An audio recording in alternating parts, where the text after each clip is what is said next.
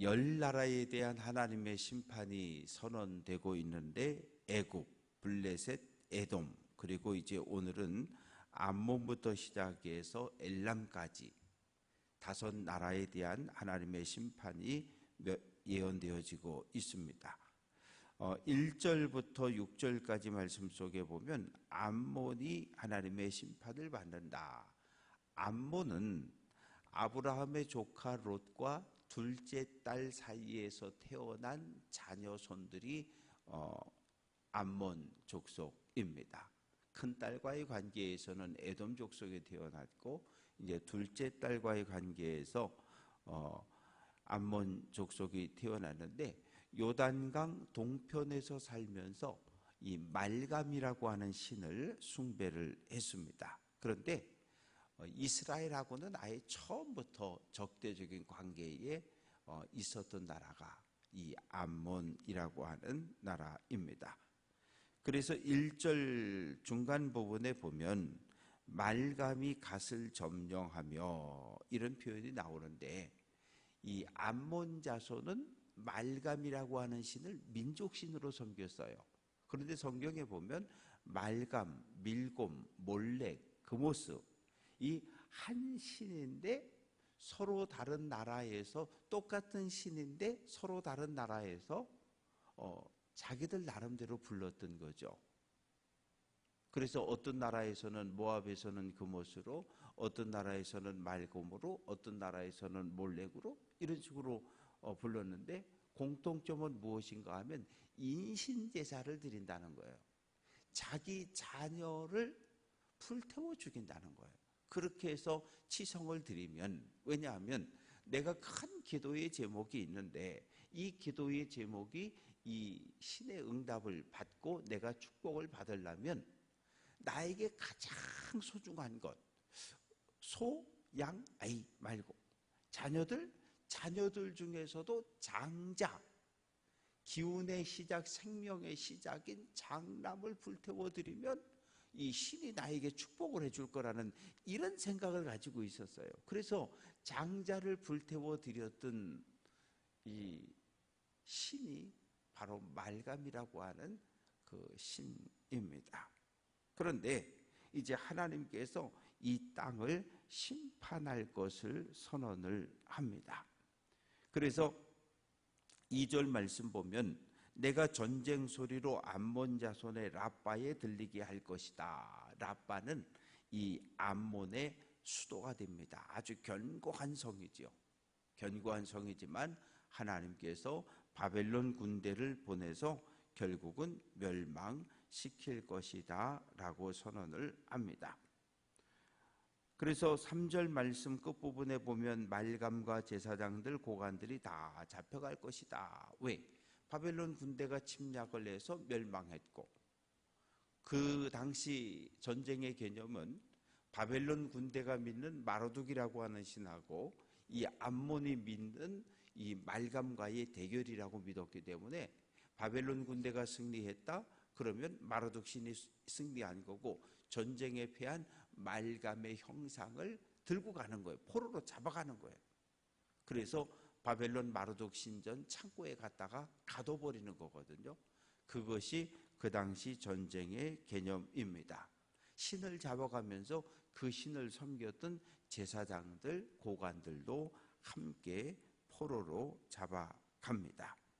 7절부터 22절까지 긴 말씀 속에 이 구체적으로 에돔이 어떻게 심판을 받을 것인가 라고 하는 이야기가 기록되어지고 있는데, 이 에돔이라고 하는 것이 이제 7절부터 22절까지는 에돔이 받을 심판에 대한 이야기입니다.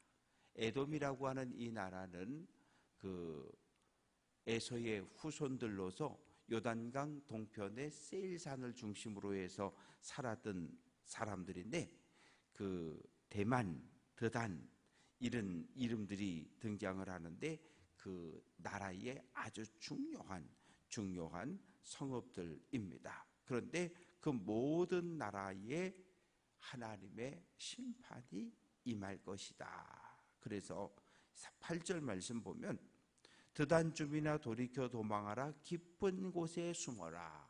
깊은 곳, 바위 틈, 산골짜기 숨어라.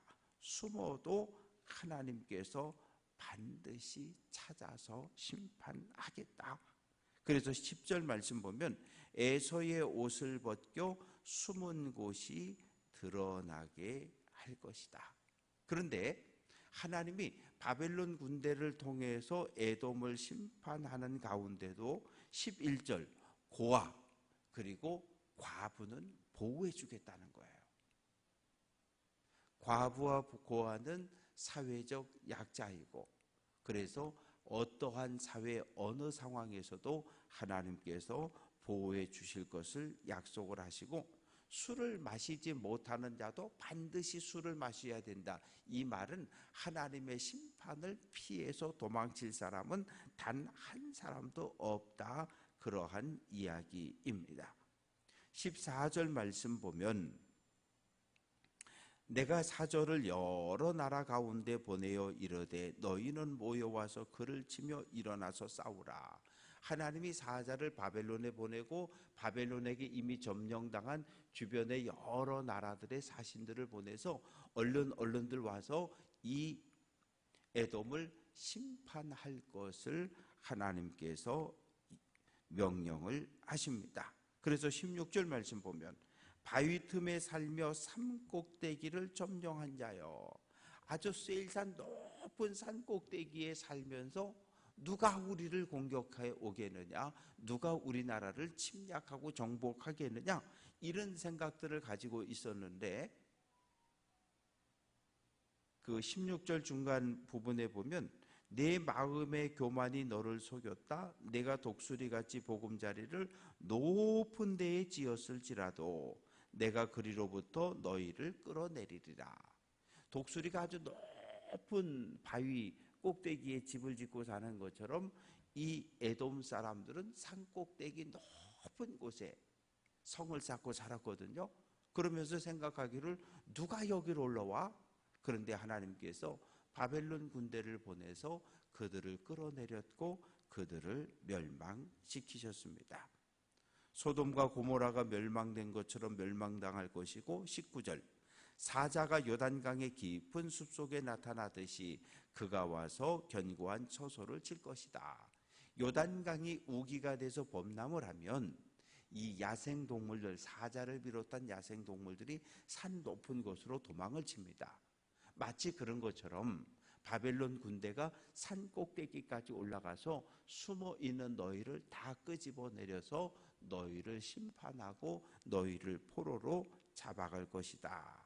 그러면 에돔이 무너졌다고 하는 그 소식이 21절 그들이 넘어지는 소리에 땅이 진동하고 그가 부르짖는 소리는 홍해에 들리리라. 에돔의 영토가 이 에돔 세일산에서부터 홍해까지는 200km입니다. 200km면 춘천에서 출발하면 강화까지 가야 되거든요. 그런데 에돔이 멸망했다는 이 소문이 쫙 퍼져가지고 요즘 말로 하면 국제적인 뉴스거리가 돼 있다는 거죠. 에돔이 강한 나라였는데 에돔이 망했대, 멸망했대, 그 소문이 쫙 퍼져 나갑니다. 어떻게 해요? 22절 원수가 독수리같이 날아왔다. 독수리는 바벨론 군대의 깃발을 상징을 합니다. 이제 23절부터는 다메섹의 심판에 대해서 이야기하고 있는데, 이 다메섹이라고 하는 지명은 아주 오래전부터 등장하죠. 창세기에 등장합니다. 누구요? 엘리에셀, 아브라함의 종이었던 엘리에셀이 어디 사람입니까? 다메섹 사람이거든요. 아주 오래전부터 있던 오래된 도시가 이 다메섹인데, 그 다메섹도 하나님의 심판을 받을 것이다. 그래서 하맛, 아르밧 23절 보면 바닷가에서 비틀거리며 평안이 없다. 이 말의 의미는 바벨론 군대가 쳐들어온다, 이 소문을 듣고 두려워 떠는 것을 표현을 해 놓았습니다. 그래서 24절 떨림이 그를 움켜잡고 해산하는 여인같이 고통과 슬픔이 그를 사로잡았다. 이 출산을 앞둔 여인에게 산통이 언제 올지 모르는 것처럼 바벨론 군대가 갑자기 쳐들어왔거든요. 그래서 다메섹은 어떻게 해야 하나 우왕좌왕하다가 그냥 항복해버리고 만 나라가 바로 이 다메섹입니다. 이제 28절부터 33절까지 말씀 속에는 게달과 하솔이라는 이 성읍이 멸망을 당하는데, 게달과 하솔이라고 하는 나라는 오늘날의 사우디아라비아 지역에 사는 유목 민족들입니다. 그래서 예루살렘을 기준으로 해서 동방자손, 동방사람 이야기할 때 이 동방사람이 바로 게달과 하솔에 속해 있는 사람들입니다. 유목민이기 때문에 29절 장막, 양떼, 휘장, 낙타, 이건 뭐예요? 유목민이 살아가는데 가장 필요한 것들. 왜냐하면 이 천막하고 나무 기둥을 뜯고 붙이고 이거 해가지고 어디에다 낙타에다 싣고 다니거나 수레에 끌고 다녀야 되는데, 일상의 삶을 살아가는데 가장 필요한 것들이 모두 약탈당할 거라는 거예요. 그 얘기는 뭐냐면 살아갈 삶의 근거가 완전히 사라진다는 이야기입니다. 그래서 32절 말씀 보면 31절 끝부분에 성문이나 문빗장이 없이 홀로 사는 국민을 치라. 유목민들은 성이 없어요.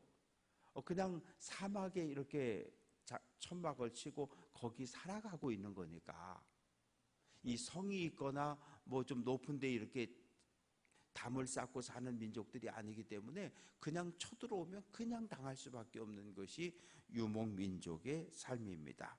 그래서 그들이 포로로 끌려갈 것이다. 34절부터 39절까지 말씀 속에는 이제 엘람이라고 하는 나라가 멸망을 당할 것이다. 엘람이라고 하는 나라는 바벨론 동쪽에 이 산악지대에 살고 있던 나라 민족인데, 이 나라가 바벨론의 멸망을 당하고 그리고 결국은 역사 속에서 이 나라도 사라지게 됩니다. 이 엘람이라고 하는 나라는 35절 말씀 보면 내가 엘람의 힘에 으뜸가는 활을 꺾을 것이다. 엘람이라고 하는 나라는 이 활을 쏘는 이 군대를 집중적으로 양성을 해서 누가 쳐들어오면 멀리서부터 활을 쏴서 그 승리를 하는 그런 나라였습니다. 그런데 그 궁수 부대를 하나님께서 망하게 할 거다. 그래서 결국은 이 나라도 바벨론의 멸망을 당하고 마는데, 38절 내가 나의 보좌를 엘람에 주고 왕과 고관들을 그곳에서 멸하리라. 이 말의 의미는 바벨론 군대가 엘람을 쳐들어와서 엘람을 멸망시켰으면 바벨론 왕이, 승리한 왕이 보좌에 앉아서 패한 왕을 야단치고 죽여야 되는데, 하나님께서 이 승리한 보좌에 앉으시겠다는 거예요. 하나님께서 바벨론 군대 왕이 아니고 하나님께서 이 엘람의 보좌에 앉아서 엘람을 심판할 것을 선언을 합니다. 말씀을 정리해 봅니다. 우리는 사도 신경을 통해서 전능하사 천지를 만드신 하나님 아버지를 믿사오며, 우리 이렇게 고백하잖아요. 그러니까 우리가 믿는 하나님은 창조주 하나님이신 거예요. 하늘, 땅, 그 사이에 모든 생명 있는 모든 것을 창조하신 하나님을 우리가 입술로 고백하고 믿는 거예요. 그러니까 우리가 믿는 하나님은 이렇게 뭐 허접한 우상, 부셔지는 우상이 아니라 창조주 하나님이시고, 그리고 그 하나님은 이스라엘 백성만, 하나님을 믿는 거룩한 성도들만 아니요, 온 세계 역사를 주관하시는 하나님이 오늘 이 땅을 다스리고 통치하는 하나님인 것을 우리는 믿는 거예요.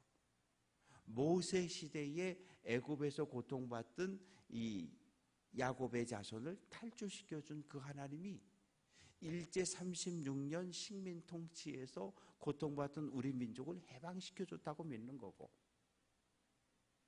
이 공산당이 남침해서 쳐내려왔을 때 하나님이 우리 민족을, 우리나라를 구원해 주셨다고 우리가 그렇게 믿는 거거든요. 왜?